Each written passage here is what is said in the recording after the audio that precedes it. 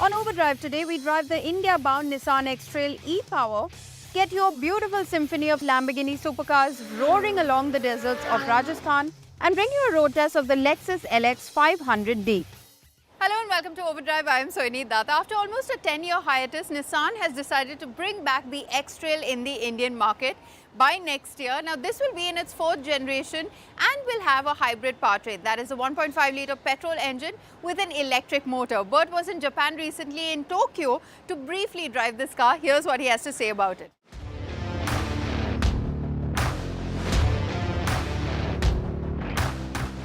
Nissan's new X-Trail coming down to India. I'm here in Tokyo to drive this SUV. Now, expected arrival in India is 2024. It's going to be a CBU, of course. That's what Nissan has indicated, that it's going to be importing this car down to India, which means it will be falling in the steep price bracket category, 40-45 lakhs and perhaps above. This one that I'm driving is the ePower, which is a hybrid. It's got the all-wheel drive powertrain as well, the E4 Force. But in addition, what you can see is essentially what's the version going to come down to India.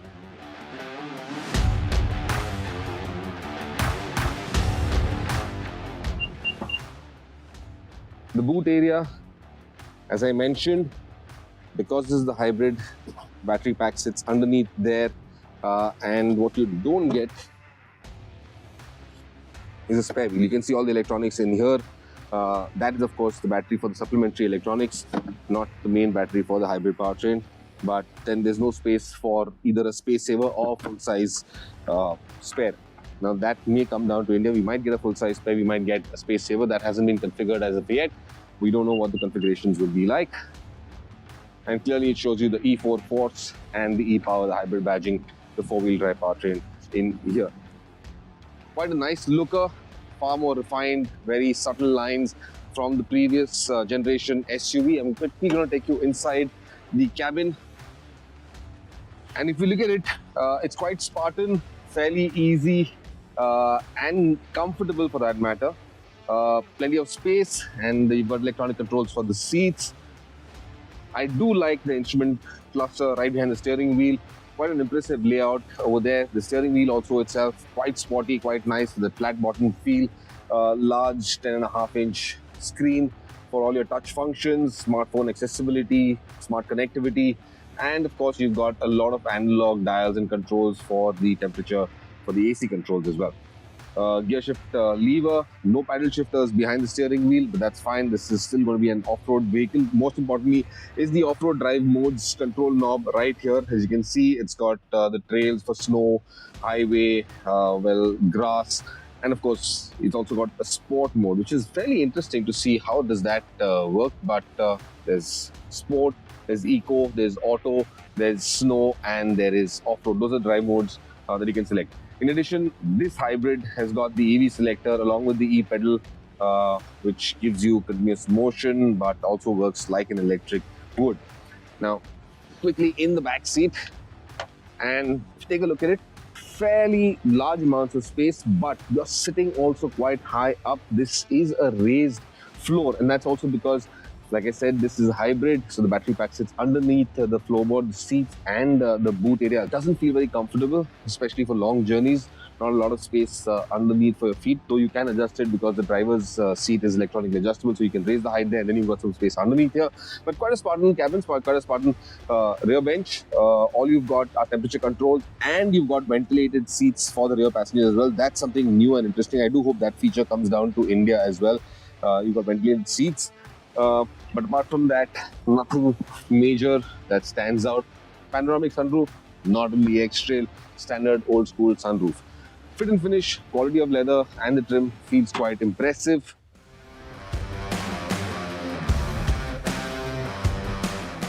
The hybrid version of the Nissan X-Trail that I'm driving with the E4 Force essentially uses a 1.5-litre petrol engine clubbed to 2 electric motors, one in the front and one at the rear. And that's essentially how it gets its 4-wheel drive powertrain. Acceleration is sharp, and while it's a hybrid, get on the throttle hard and you can feel the IC engine coming on. Yet there's a little bit of a shudder that you can feel in the pedals and on the steering as it makes the transition from electric to ICE mode. Ride quality is pretty impressive, but then again, we're in Tokyo. The roads are absolutely brilliant. There really isn't much for the suspension to work hard on. The steering also, it's got enough weight in it. It's light, but you can feel the weight coming in when you turn into a corner. You can also feel a little bit of torque steer getting into the steering wheel when you hard on the throttle pedal.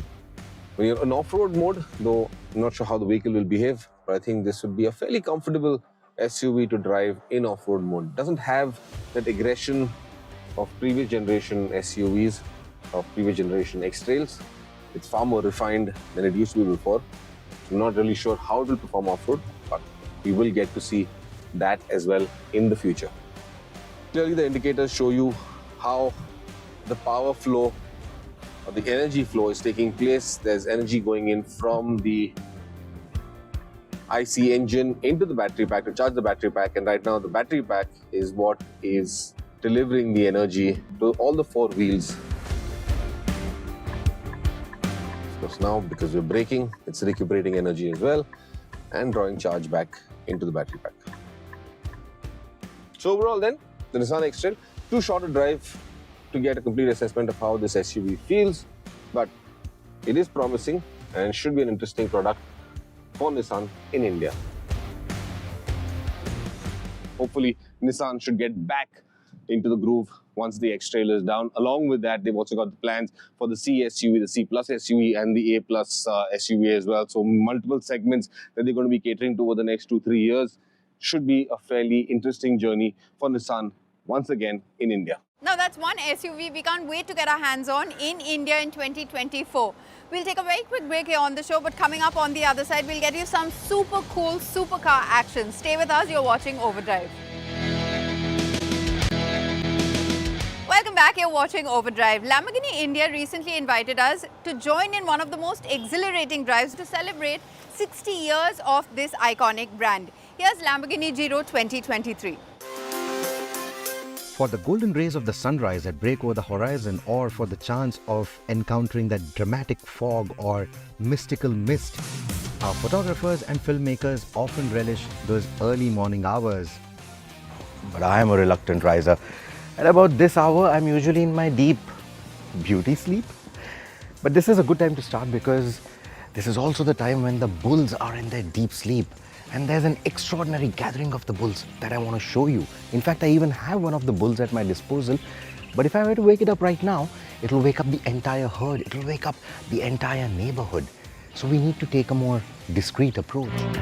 Now, the first vehicle that you're going to be seeing is the Aventador LP700-4. It should tell you this is one of the first Aventadors to be imported into the country. And right next to it, you will see a yellow and an orange Aventador Ultime, probably two of the last Aventadors imported into the country. These are the Ultime Roadsters. Now on the other side, you will see a lot of Huracans, the standard ones. They look quite nice. But what catches my attention is that green one. That's the Huracan Technica. And this one looks gorgeous, of course, but take a look at that. That is the Huracan STO. And it looks fast even when it's standing still. But then, speaking of Huracans, let's not forget our roots. Let's talk about the Gallardo. Now this one is hiding under a wrap. Why I say hiding is because it may look green to you, but it's actually white.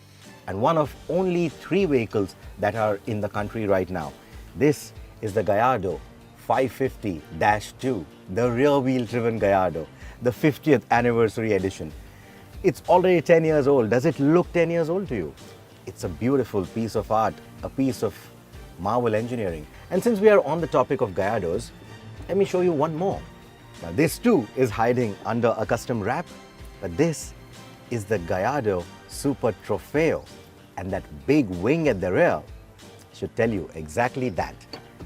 And continuing further, we have so many other Lamborghinis right there.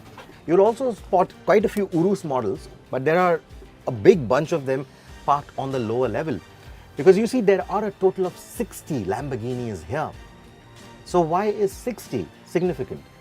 Because it is the 60th anniversary for the brand, and all these vehicles are here to celebrate that achievement. So what is the Lamborghini Giro?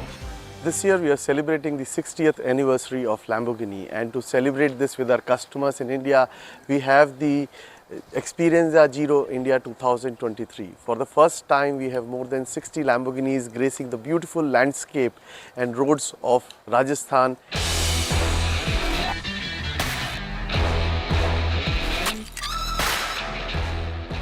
This exclusive gathering united Lamborghini owners and enthusiasts from all corners of the country at the majestic Taj Umaid Bhavan Palace in Jodhpur.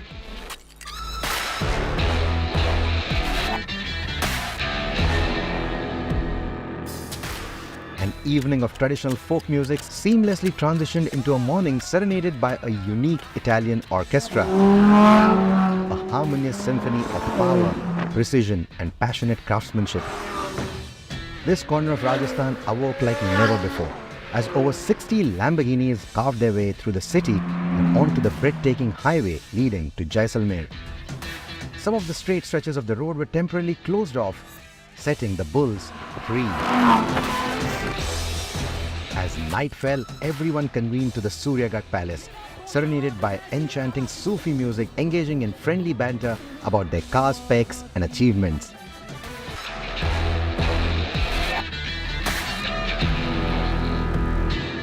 The following morning was even more special as the entourage set forth towards Ramgarh along a carefully designated route winding through the captivating Thar Desert backdrop. You know, if the great migration of the savannas where the wild beasts are moving together, if that were to happen on tarmac, I think it would look somewhat like this. It just feels like all these bovine creatures are doing this choreographed stampede through the lands. What a sight. It's a sight to behold. In fact, this sight is so magnificent. So many Lamborghinis together at one time on the roads, going for it. It's not just about the drive, it's also about the destinations, the kind of destinations that a festival like this takes you to. In fact, the one we are headed to right now is quite special.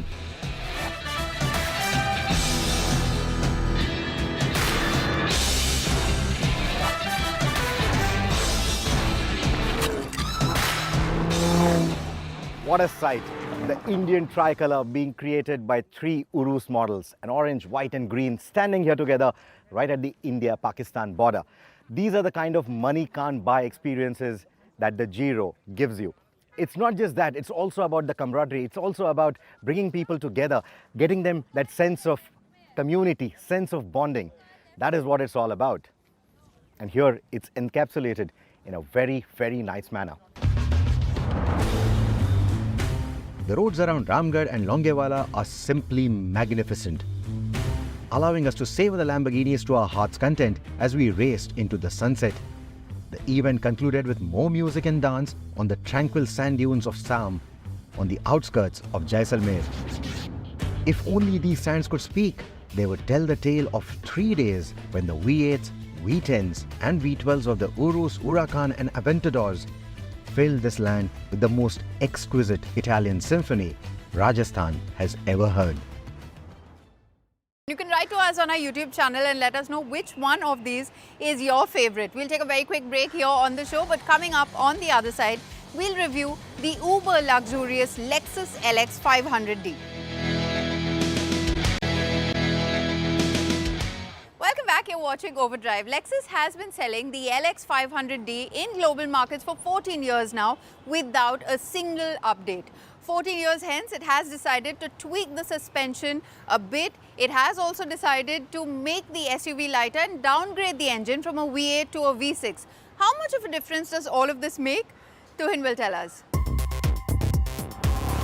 You're in the big league and a large luxury SUV is just the right accessory to stamp your authority wherever you go.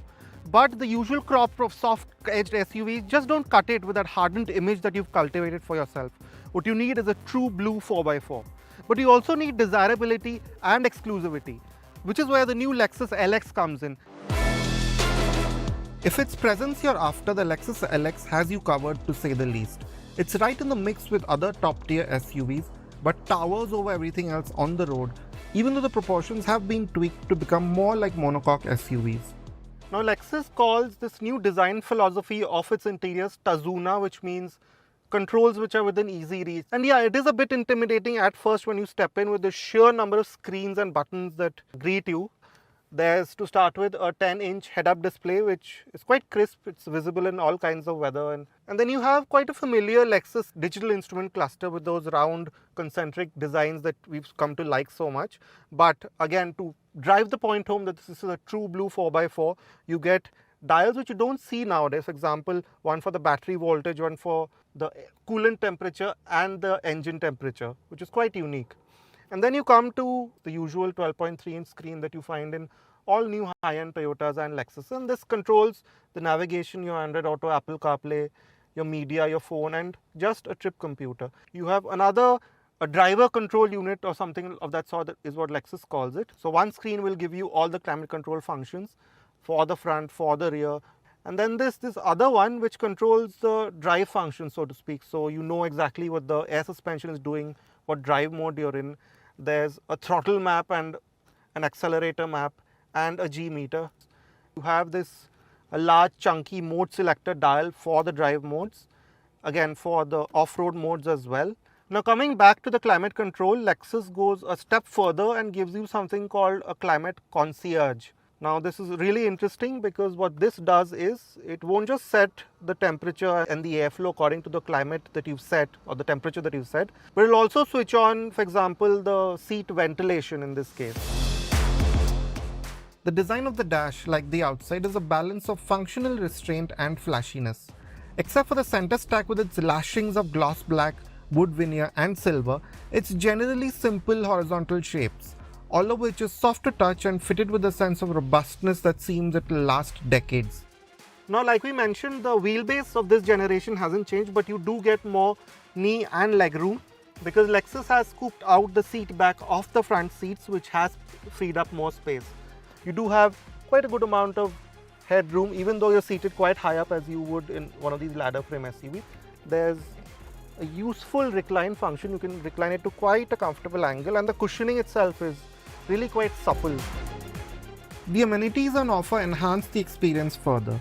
You get sunshades which are sadly manually operated, but there are two screens here that offer all kinds of media support. Aside from this, there are separate climate zones for the back and heated and cooling functions for the bench. In terms of safety equipment, you get 10 airbags, TPMS, brake-by-wire and electronic stability control. You get blind spot monitoring, but the lack of significant ADAS functions at this price point is a miss. The LX is still one of the more capable SUVs you can buy when the going gets rough, although we don't think you'll be too adventurous in something this pricey. The approach, departure and ramp over angles have been retained from the previous versions, however. It also happens to run on all-terrain tires. As for off-roading hardware, you have the 4x4 system with the low ratio transfer case as well as a central differential lock. There are also quite a few terrain modes that alter the SUV's responses and also raise or lower the ride height. Other electronic functions are the crawl control feature, hill descent control and the turn assist feature that uses the brakes to tighten the LX's turning radius in rough situations. Now another big change with this generation is the new engine. The old 4.5 litre V8 diesel has been let go of and now you have a much smaller 3.3 litre twin turbo V6. Now don't be fooled by this much lower displacement. It feels exactly like how these diesel engines have felt in these big Toyota 4x4s. So again, you have quite that lazy, very calm demeanor. You feel like you have so much torque in reserve, there's so much performance still in reserve, it's just been kept away for the sake of longevity. It feels exactly like that. Lexus LX has become quite a brisk car. Now the new 10-speed gearbox also helps with this sense. It's really well matched to this engine. And even with these many ratios, it's never confused. It fades away in the background, which is always a good thing. Unlike the last generation, this new LX is actually reasonably efficient. You can expect close to 10 kmpl on the highway. Sticking to its tough 4x4 lineage, the new suspension in the LX still has a rigid axle construction in the rear. Now this new architecture has made the LX over 200 kgs lighter than before, and the center of gravity has been lowered. There's also a new air suspension. A lot of work has been done to make this much more manageable to drive in the ride and handling department. So over bad roads, it does everything that you would expect from a ladder frame SUV. It will just pummel through them like they don't exist. The faster you go, the better it seems to get. So you notice that the Lexus LX is always predictable. When you turn in, when you're on a winding stretch of road such as this one, you realize that you always know what the car is going to do. There are no surprises, there are no sudden movements. And then you have this new electronic power steering, which just rounds off the experience really quite well. Priced at Rs 3.39 crore on road, the LX goes up against some illustrious rivals. Most of these are lighter and based on monocoque architectures, which makes them just that bit more refined to drive, despite the significant gains that have been made with this LX. You can also get SUVs which feel plusher and more spacious inside. But what most don't give you is that sense of invincibility and dependability that the LX does so well. The LX feels like it'll outlast most of these SUVs, and that plastered a smile on our face for as long as we drove it. With that, we've run out of time on this week's episode of Overdrive. But remember, you can stay in touch with the team through our various social media platforms, and you can write to us on YouTube as well. We'll see you next week. Until then, drive and ride safe.